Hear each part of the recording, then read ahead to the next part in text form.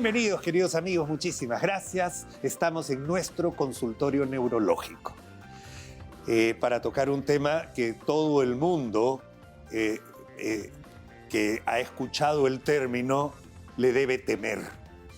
Se trata de una malformación arterial que hace que una arteria tenga una debilidad, vamos a decir, un globito, que está mucho más delgado que el propio vaso sanguíneo, que se llama aneurisma. Existen aneurismas en muchas partes del cuerpo, incluidos aneurismas de la misma arteria principal del organismo, la arteria aorta, que puede ser torácica, abdominal, ilíaca. Estas son malformaciones arteriales que debilitan las paredes de las arterias. ¿Qué sucede cuando esta debilidad de una arteria está en el cerebro? A eso se le denomina aneurisma cerebral.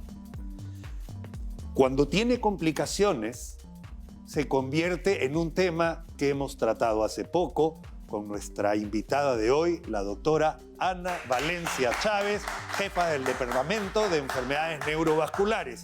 Se convierte en un ACV, accidente cerebrovascular. Bienvenida, doctora. Muchísimas gracias. Gracias por acompañarnos en este caso. Doctora, hay aneurismas o malformaciones arteriovenosas que pueden incluso ser de nacimiento. Y hay algunas otras que pueden haberse desarrollado en el tiempo, con ciertos factores de riesgo de parte del paciente. En el caso de los aneurismas, yo ya he hecho una breve explicación. Me gustaría si usted pudiera aclararle a nuestros amigos que nos ven por qué. O sea, la gente siempre se pregunta, ¿por qué a mí? ¿Por qué yo? ¿Cómo descubro que tengo o no tengo un aneurisma? Adelante, por favor. Cuando son congénitos y de nacimiento, estamos hechos, ¿no? Se dice que hay una predisposición familiar, genética, que podría ser y hay que siempre tomar atención en eso. Los otros, los que son los adquiridos, tenemos hipertensión arterial, el tabaco, porque el tabaco también actúa sobre las paredes vasculares, el alcohol, ¿no es cierto? ¿No? Y el estrés también está metido en esto, ¿no? Ahora, la diabetes. La diabetes también, ¿verdad? Sí, la diabetes también nos puede proporcionar ese tipo de malformaciones. ¿Qué hacer para nosotros? O sea, saber si tenemos o no tenemos, ¿no? Generalmente, cuando son pequeñitos, no hay molestias, pasan inadvertidos, no nos preocupamos. Pero cuando estos aneurismas van creciendo, ¿no? Y ya van cogiendo ciertas zonas sensibles dentro del cerebro, entonces ya nos tiene que llamar la atención. ¿Qué nos llama la atención? Los dolores de cabeza intensos que puedan presentar. Un aneurisma es un dolor de cabeza, dicen, intenso, el más grande que la persona haya tenido en su vida. Cuando está complicado, cuando se ha roto. Así es. Exactamente. La gente que ha sobrevivido y que ha estado conversando conmigo y que ha tenido el evento de una ruptura neurismática en el cerebro, le dicen, jamás en mi vida he tenido este dolor. No es lo mismo que un migrañoso crónico, pues. O sea, es diferente, porque además el que tiene migraña me dice, yo nunca he tenido un dolor como el que he tenido.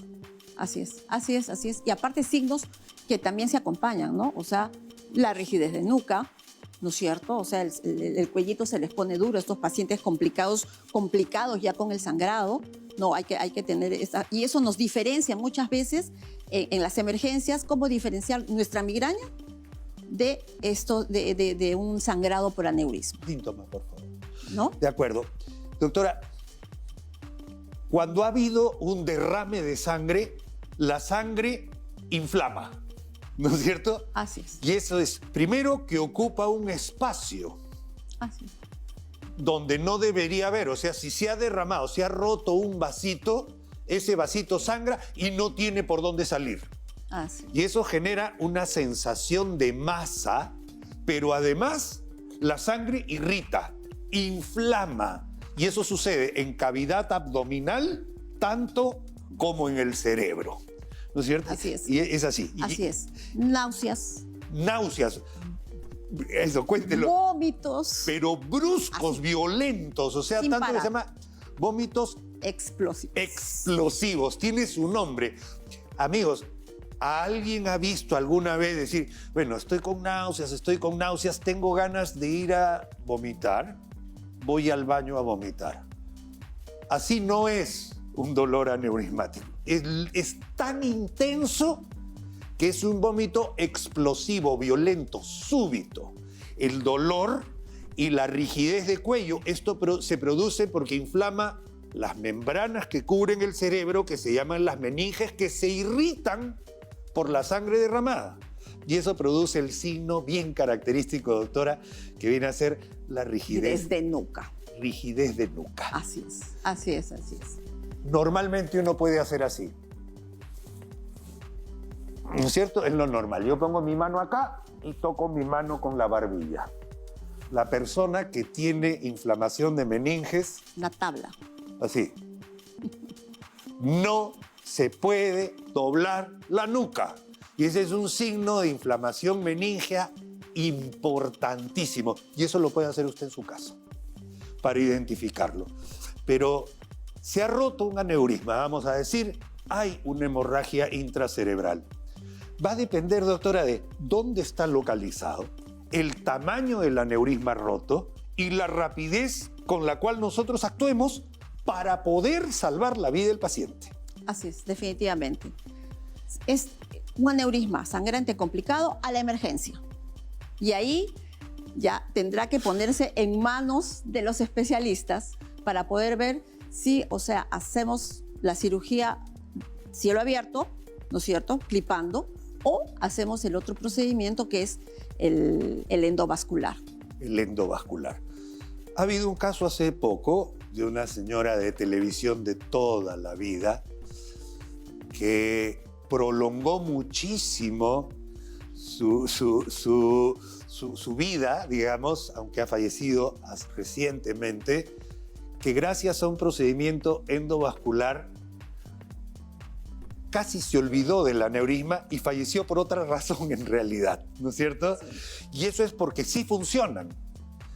Pero para eso los doctores, especialmente amigos doctores jóvenes, hay que sospecharlo, porque si no nadie le pide una tomografía al paciente y no se evidencia un aneurisma. Así es, definitivamente. A veces somos muy ligeros en hacer el diagnóstico cuando estamos en la emergencia, ¿no? Entonces, o a veces en la misma consulta viene nuestro paciente, dolor de cabeza, lo pasamos así por agüita caliente, pero, o sea, no tomamos la conciencia de que puede tratarse de una malformación vascular, un aneurisma. O un aneurisma. En este caso también, queridos amigos, por favor, hay que tomar en cuenta que un paciente con migraña también puede tener un aneurisma.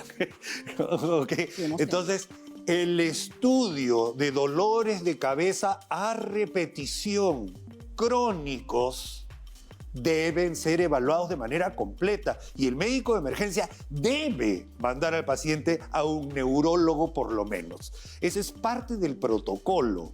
Si usted puede, le toma una tomografía y con tomografía el paciente va a su neurólogo y con eso puede descartar si hay o no hay una malformación arteriovenosa o un aneurisma cerebral. Doctora, hemos sido testigos del avance tecnológico y este avance tecnológico realmente puede hacer maravillas con estas lesiones. Depende del neurocirujano, eventualmente de una junta médica. ¿Cuándo lo toco? ¿Cuándo lo dejo ahí? Así es.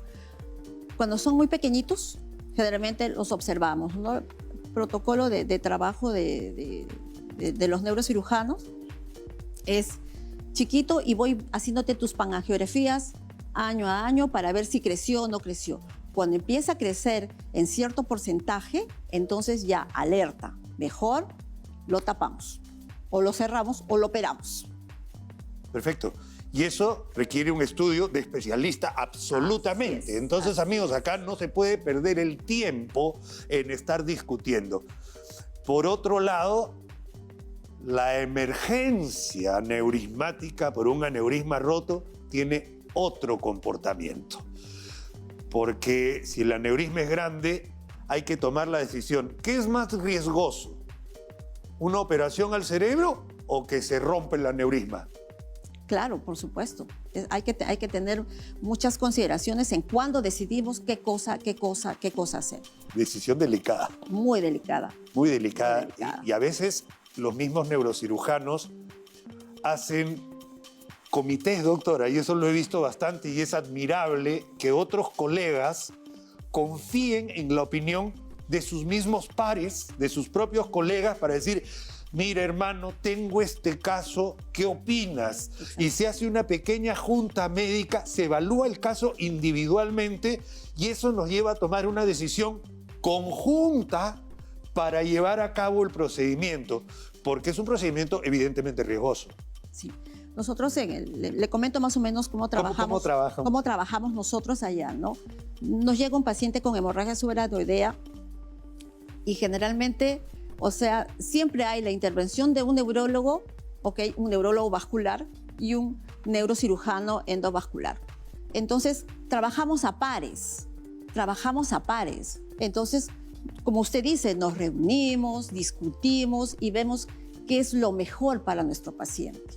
Entrar en ese momento, entrar más frío, o sea, exacto. Hay tanto que discutir porque en algunos, si por ejemplo se detuvo la hemorragia, ¿vale la pena entrar ese momento o esperamos un poquito más? Uy, uy, uy, decisión tremenda y a veces justamente de eso se trata, de compartir no solo las responsabilidades, sino que varios cerebros piensen por el bien de un paciente.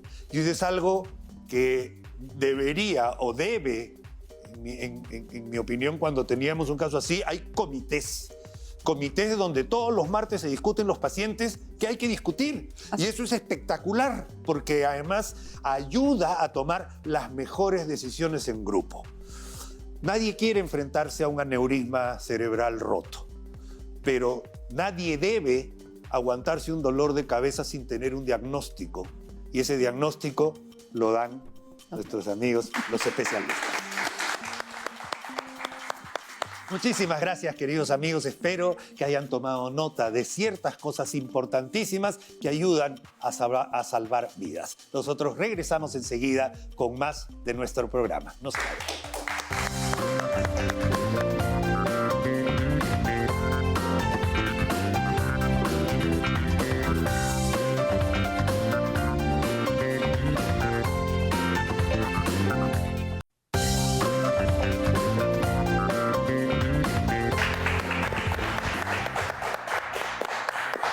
Bienvenidos, queridos amigos. Muchísimas gracias por recibirnos en sus hogares en todo nuestro país y gracias por acompañarnos a esta hora del día, donde espero todos estén en familia. Hoy día quiero hablar de una enfermedad que se ha desbordado un poco más de la cuenta, no solo en el Perú, sino en el mundo. Y esto está acompañado por un régimen alimenticio de tipo occidental, rápido, para salir del paso, con comida fácilmente hecha y perdiéndose un poquito la calidad por la rapidez, por el apuro en seguir viviendo. Me refiero fundamentalmente al tema del sobrepeso, la obesidad y sobre todo la diabetes. Existen dos tipos de diabetes. Una diabetes que casi viene de nacimiento por una falla de un sistema que no reconoce a las células del páncreas que producen la insulina. Entonces esta persona en cierta etapa de la vida desarrolla la diabetes tipo 1, que es la diabetes por insuficiencia pancreática debido a una enfermedad básicamente del páncreas. Esa es la diabetes menos común. Alrededor del 5% de los diabéticos son tipo 1. El otro 95% de personas diabéticas son los conocidos como diabéticos tipo 2. esa es una diabetes más adquirida, y si a eso se le agrega la predisposición genética de diabetes, uno prácticamente se está comprando los boletos de la rifa para tener diabetes. Porque hay cosas que uno no puede manejar, como la herencia, pero hay cosas que uno sí puede manejar, que es nuestro estilo de vida y calidad de alimentación. Ese es un factor que uno sí puede cambiar. Nosotros no podemos cambiar nuestra edad, no podemos cambiar nuestra genética, pero podemos cambiar cómo vivimos nuestra edad. Y ahí es donde hay que atacar la diabetes, que afortunadamente se trata de una enfermedad benigna, si es que uno la sabe manejar. El día de hoy, en nuestro tema nutricional, vamos a hablar algunos alimentos importantes o cómo debería ser la alimentación en una persona con diabetes. Bienvenida, Yomi Paz, doctora en nutrición. Muchas gracias, Yomi. Gracias, Tomás. Un gusto conversar contigo. Y definitivamente, como tú referiste, a nivel mundial, 1 de cada 10 personas tienen diabetes, ¿no? Entonces, y no estamos hablando en aquellas personas que están en potencia de desarrollarlas, ¿no? Entonces, yo creo que eso es más preocupante.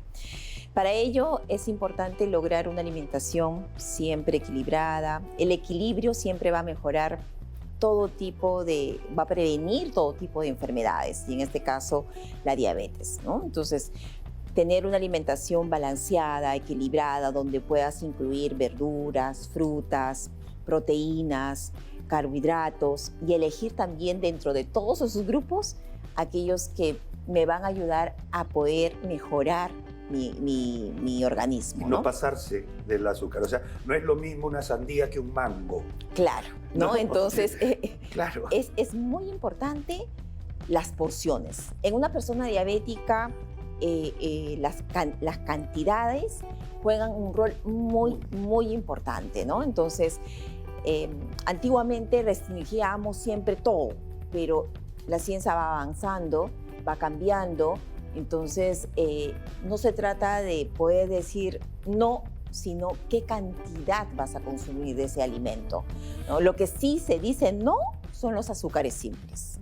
Nada de azúcares como sacarosa, ¿no? Entonces, eso sí se restringe al 100%. Lo que sí se aconseja es aprender a comer, es decir, comer pausado, despacio, ¿no? Con la sensación de saciedad, no saltarse las comidas, porque nosotros tenemos un tiempo determinado. Tenemos una hora a la que desayunamos, entonces ya empezamos a secretar, ¿no? Entonces, y hay que tratar de consumir un alimento necesario para poder justamente no lograr esa concentración del azúcar en la sangre.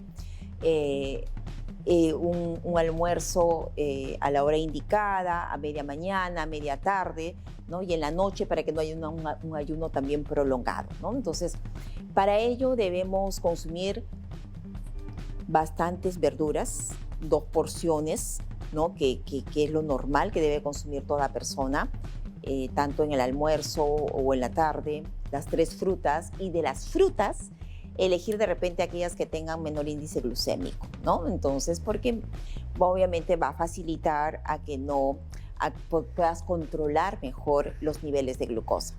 Otra cosa es que no son jugos de fruta. Ah, totalmente de acuerdo. Coméntales a nuestros amigos, porque una cosa es masticar una fruta y otra cosa es que te la den ya procesada. O sea, por favor, a ver, claro coméntanos. que sí. Es muy importante cuando me dicen, ¿puedo tomar el jugo de fruta? No, porque ya te lo están dando licuado.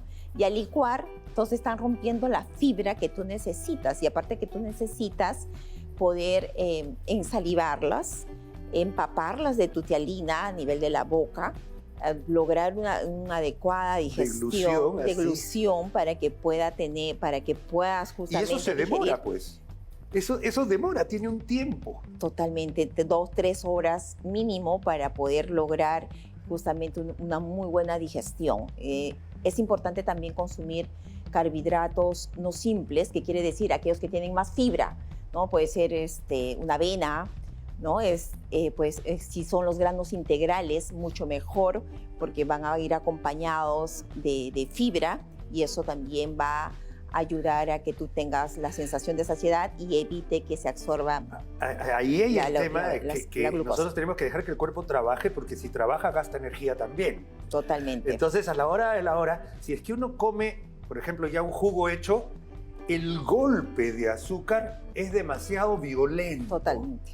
En cambio, si uno come un pedazo de papaya, demora mucho más, entonces ese golpe se hace más despacio y el cuerpo tiene el tiempo de segregar su insulina para manejar esa comida. Si tú te tomas el jugo, está entrando mucha azúcar de golpe. Entonces, ¿qué hace el páncreas? ¡Pum! Eleva su insulina.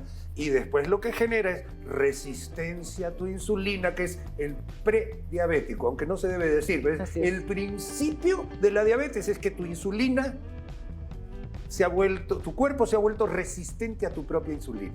Así es, ¿no? totalmente. Así es. Y otra cosa es el sedentarismo. Ajá. ¿No? Entonces, por eso que siempre se recomienda incrementar la actividad física, ¿no? Caminar, subir, bajar escaleras, ¿no? Para justamente mejorar e incrementar. Es como que tienes que tener un peso saludable, y para lograr un peso saludable, si yo mido 1,70 m, si soy mujer, mi peso ideal debería ser 65 kilos. Si soy varón, aproximadamente debería estar pesando 70, 72 kilos, ¿no? Entonces, para lograr ese peso, definitivamente el índice de masa corporal también va a ser un factor para poder mejorar también la calidad de vida de una persona que tiene problemas de diabetes, y es poder lograr un peso adecuado, ¿no? Y cómo se logra con actividad física, con una alimentación variada y equilibrada, eligiendo también de repente un ambiente agradable a la hora de comer, porque el proceso de digestión también va a depender del estado emocional con el que uno se encuentra, el estrés, que también juega otro rol importante para justamente evitar esa mala absorción, ¿no? De acuerdo. Amigos, tenemos que evaluar que la diabetes, además, se ha propuesto, se ha dicho ya, que no solo está elevada en todo el mundo, sino que va en aumento. Y si no hacemos algo hoy para los niños que aprendan a comer adecuadamente, esto se nos va a ir de las manos de aquí a 15, 20 años. Entonces, lo que sí realmente necesitamos es que este mensaje que le está dando la doctora Paz, y le estoy tratando de dar yo también, llegue a sus casas, llegue a su cocina, llegue a sus preparaciones y se comparta en familia la correcta forma de comer para no entrar en esta espiral que nos va a meter en una pandemia nuevamente, porque no sale, no es fácil, ¿de acuerdo? Pero efectivamente, como dijiste yo, antes te decían lista de cosas que no puedes comer. Y nadie podía seguir ese ritmo. Así es. Y eso ha cambiado. Así es. Ahora te dan cosas que debes comer, que es diferente. Así es. Y otro punto importante que también me preguntan en el consultorio es, doctora, ¿debo dejar de consumir los lácteos, la leche? Me han dicho que no la tome. Puedes consumirlas. Hay mucha evidencia científica que incluso consumiendo 2 porciones de lácteos al día, puedes reducir un 6% en poder bajar los niveles de glucosa. Así es. Amigos, es el alimento por excelencia, el alimento que fabrican todos los mamíferos del mundo. Es un alimento que hace que la raza no se extinga, que está hecho naturalmente y está hecho dentro del ser humano, quizás por alguien muy especial. Es el alimento natural de todos nosotros y no puede decirse que produce algo, una u otra enfermedad. Eso es así como yo lo veo. Así que, queridos amigos, a cuidarse. Y si está con sobrepeso, tiende a la obesidad, hable con su familia para mejorar la alimentación, no solo de usted, sino de sus hijos. Muchísimas gracias, doctora. Muchísimas gracias a ustedes. Nosotros continuamos con más de nuestro programa. No se vayan. Vamos a ver. Salud.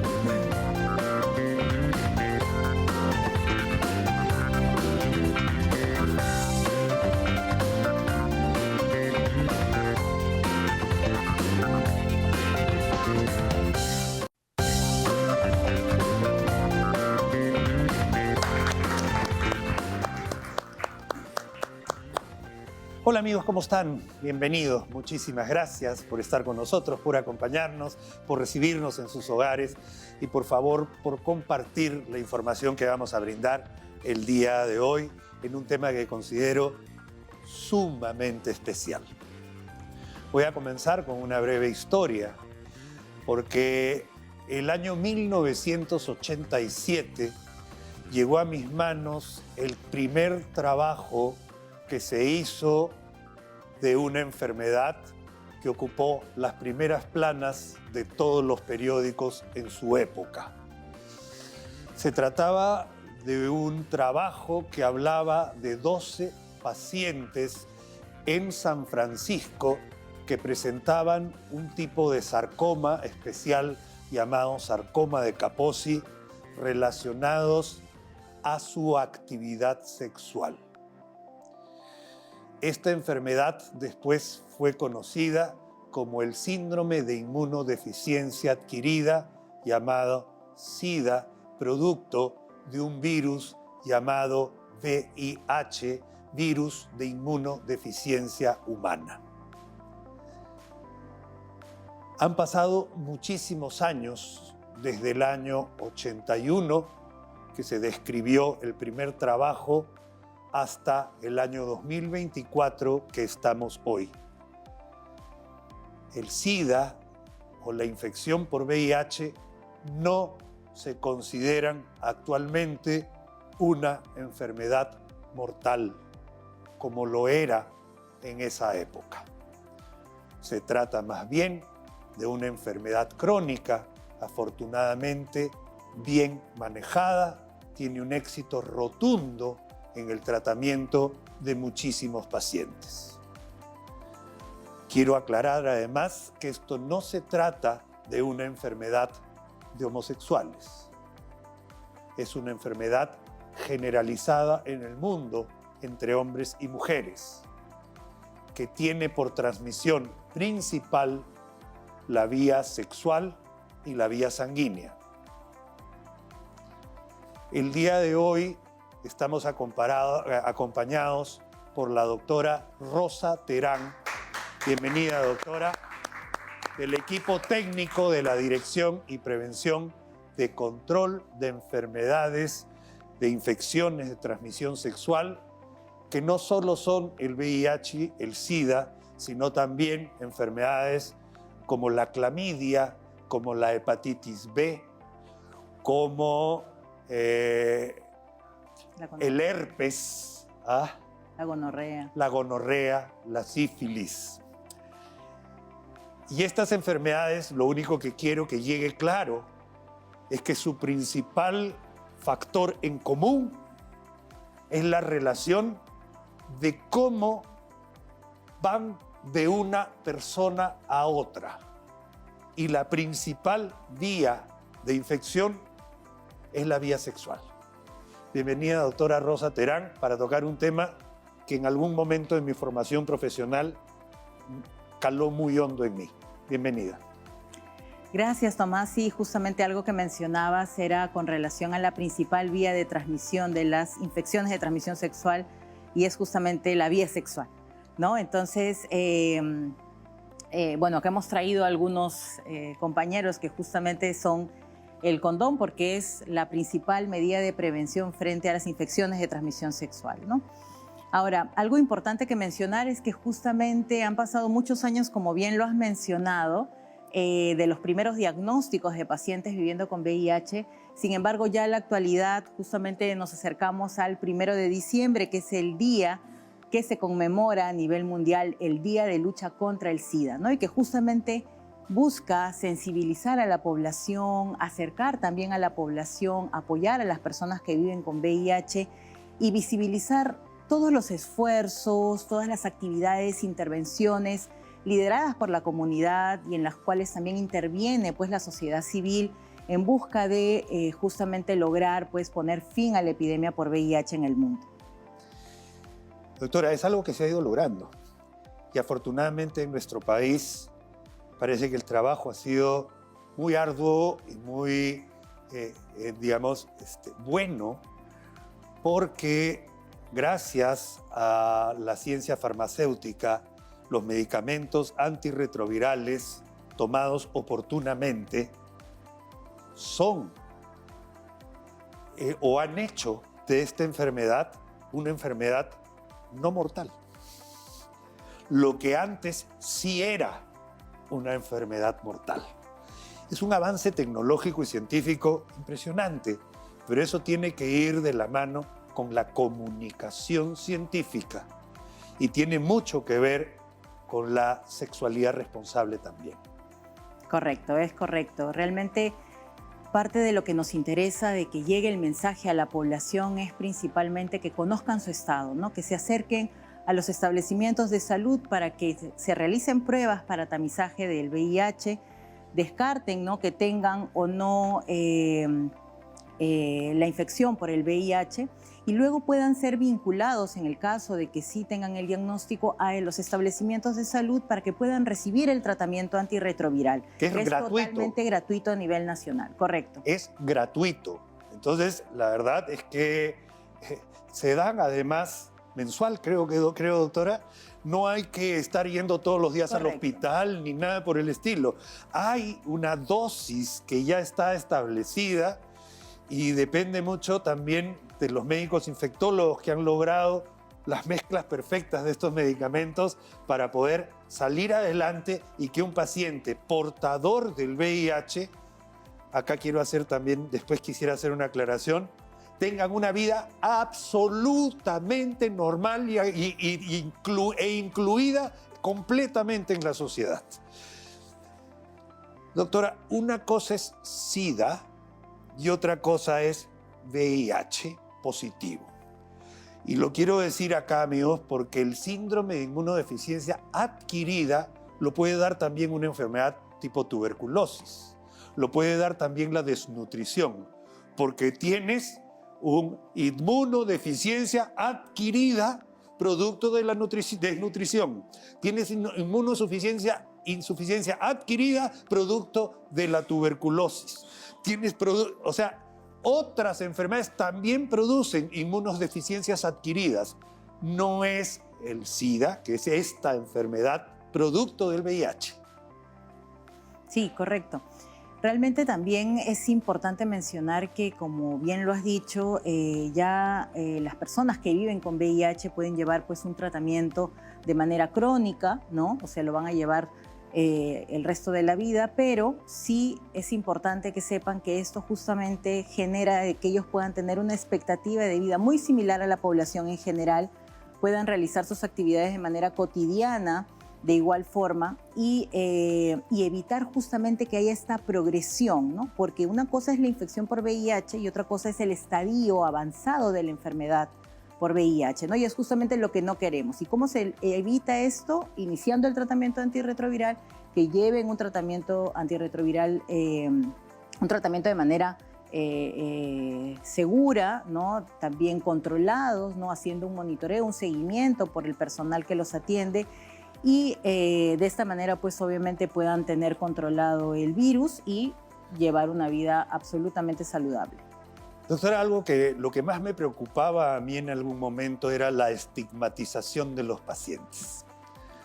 Porque a una persona se le catalogaba por el hecho de tener un diagnóstico clínico.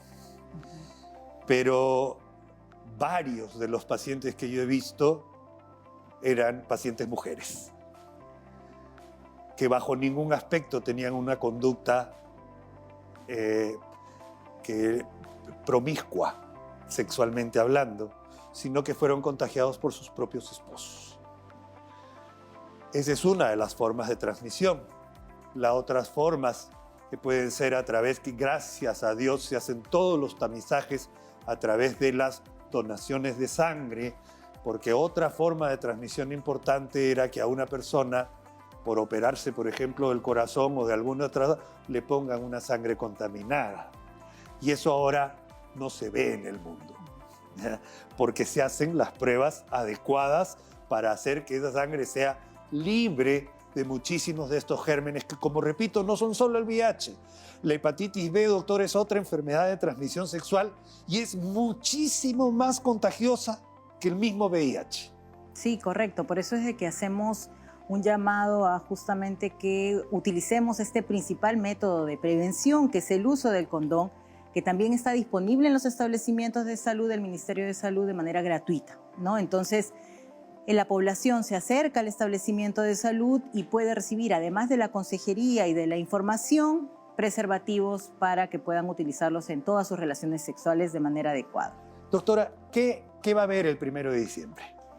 Bien, como les decía, el 1 de diciembre es una fecha que se conmemora a nivel mundial y obviamente en Perú también hacemos una serie de actividades que conmemorando la fecha de este 1 de diciembre de lucha contra el SIDA, ¿no? Entonces, vamos a tener algunas actividades. El 1 de diciembre específicamente, una campaña informativa que se está haciendo coordinaciones con la Municipalidad de Lima para ver la localización, dónde es que se va a llevar a cabo, y por eso es que también invitamos a que visiten las páginas web y las de redes sociales del Ministerio de Salud para que puedan ahí tener mayor información. Además, también se hace un lazo rojo, un lazo humano, ¿no? Donde participan más de 2.000 personas de las organizaciones, sociedad civil, ¿no? Instituciones, colegios, ¿no? Y de otras instituciones también a nivel nacional, que participamos justamente en pro de que se visibilice esta respuesta frente al VIH que tiene el país, ¿no? Nosotros. ¿El lazo característico es el lazo rojo? Sí, correcto. Es el lazo rojo. Si usted quiere apoyar, simplemente póngase usted en la solapa un lacito rojo en memoria de aquellas personas que fallecieron y aquellas que viven y conviven con este virus que a cualquiera le hubiera podido tocar. Yo quiero agradecerle muchísimo que haya confiado en nuestro programa, doctora, para difundir esta fecha tan especial. Ha hecho recordar mucho mi etapa de formación profesional.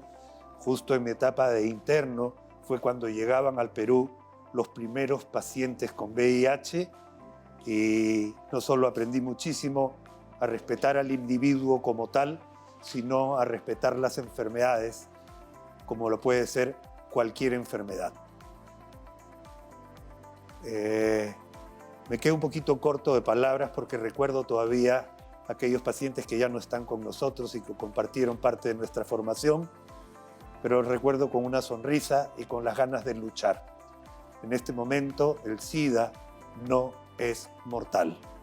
Gracias al avance tecnológico, a la ciencia y al conocimiento médico, una persona con VIH positivo puede vivir mucho más que yo, que usted, que cualquiera de nosotros. Así que, por favor, apoyemos un poquito esta campaña, simplemente solidarizándonos con esta preocupación del Estado que yo aplaudo fervientemente. Muchísimas gracias, doctor. Gracias, amigos. Muy amables. Nosotros vamos a continuar con más de nuestro programa. No se vayan.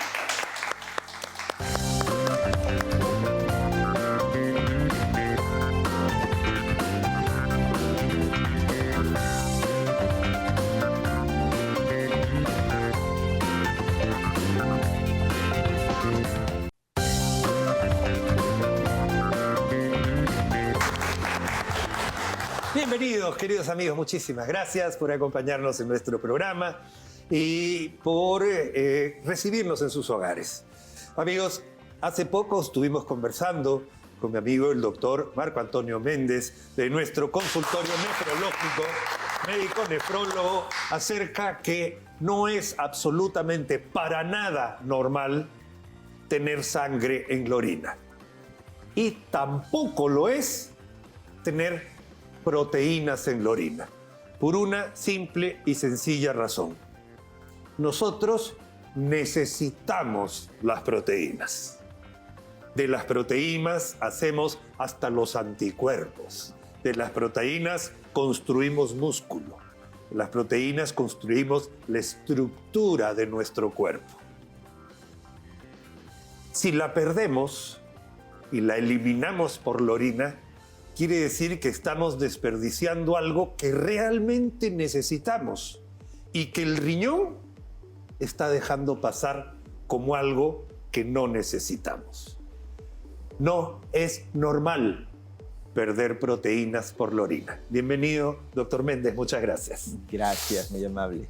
Doctor, las proteínas son moléculas grandes, no son como el sodio, el cloro, el potasio, que son elementos químicos. Las proteínas son moléculas mucho más grandes, más complejas. Y que se filtren por donde no deberían pasar, llega a ser un problema que puede tornarse en muy grave. Sí. Proteína en la orina o proteinuria ya refleja un daño. Sí o sí es un daño del glomérulo, que es una estructura de riñón, o el túbulo, que es otra estructura de riñón. Pero de que hay un daño, hay ya un daño. Y esta proteinuria, como usted nos refiere, no es normal que se elimine. Si nosotros hacemos una medición exacta de la cantidad de proteinuria, lo máximo que deberíamos eliminar es 150 miligramos.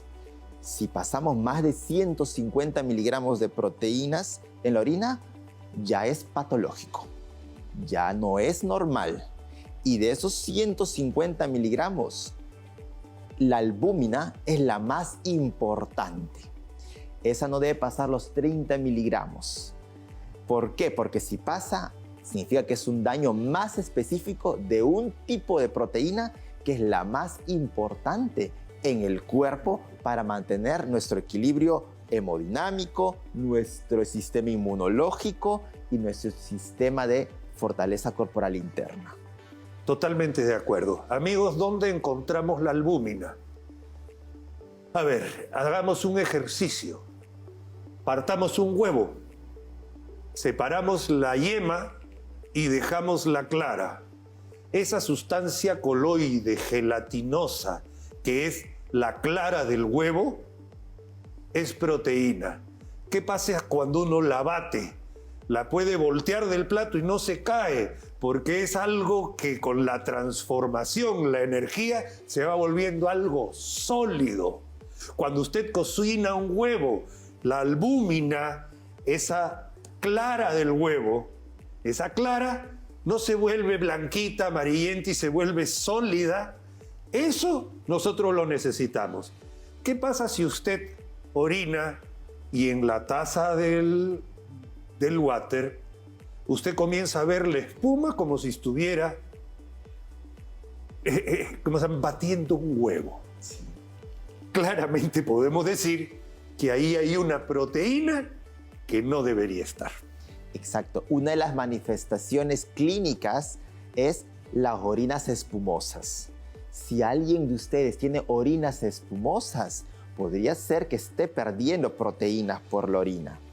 Entonces, ahora, muchas veces, a veces no le damos mucha importancia a la orina espumosa porque vemos que pues a veces se combina con el flujo del baño en la orina y no le damos la importancia necesaria. Han echado jabón.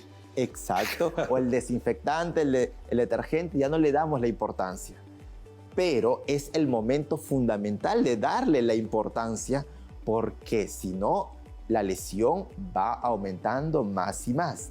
Nosotros podemos comenzar con 150, 160 miligramos de pérdidas, pero puede llegar hasta más de 10 gramos, 15 gramos, o sea, 10.000 miligramos, 15.000 miligramos. Y esos son enfermedades muy severas del riñón. De acuerdo. Doctor, y esto está en relación a los edemas. Cuando uno pierde mucha proteína, el cuerpo deja de tener la sangre, vamos a decir, y el medio interno se licúan más, pierde viscosidad. Y entonces, en lugar de quedarse dentro de los vasos sanguíneos, esta sangre muy acuosa, muy líquida, sin proteínas, se va a través de las paredes de las células y comienzan los edemas.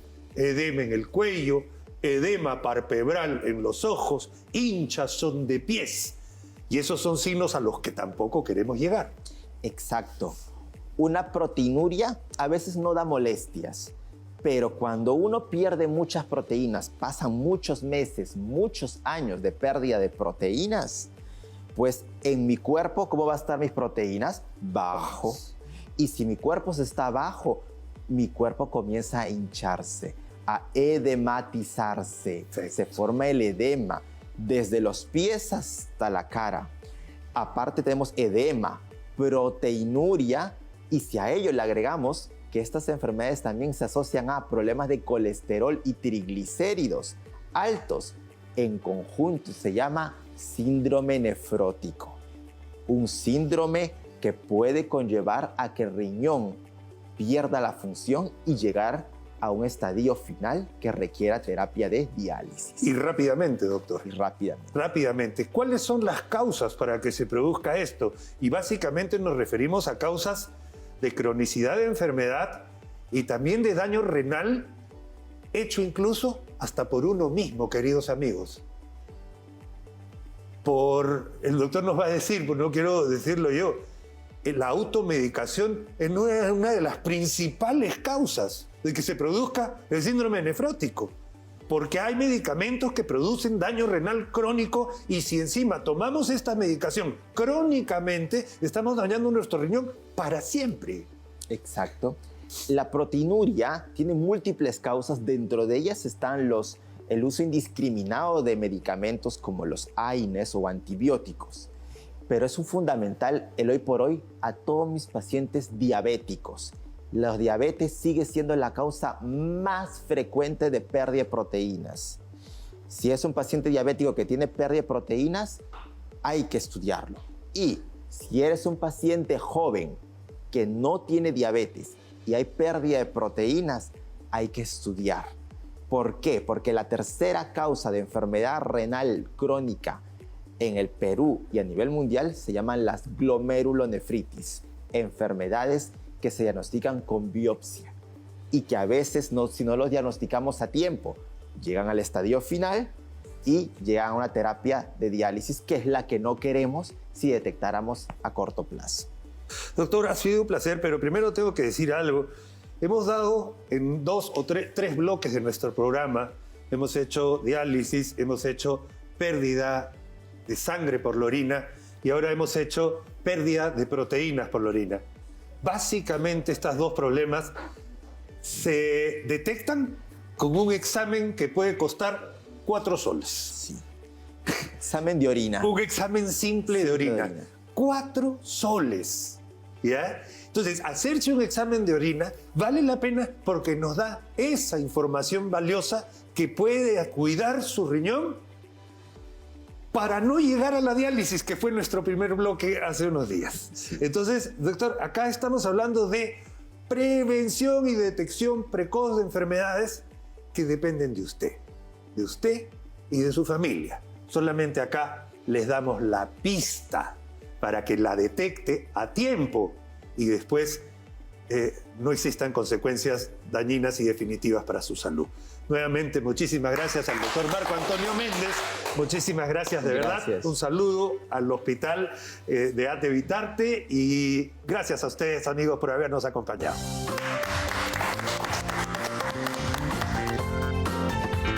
Amigos, muchísimas gracias por habernos acompañado el día de hoy. El programa ha sido muy bueno y espero que nos acompañe el día de mañana.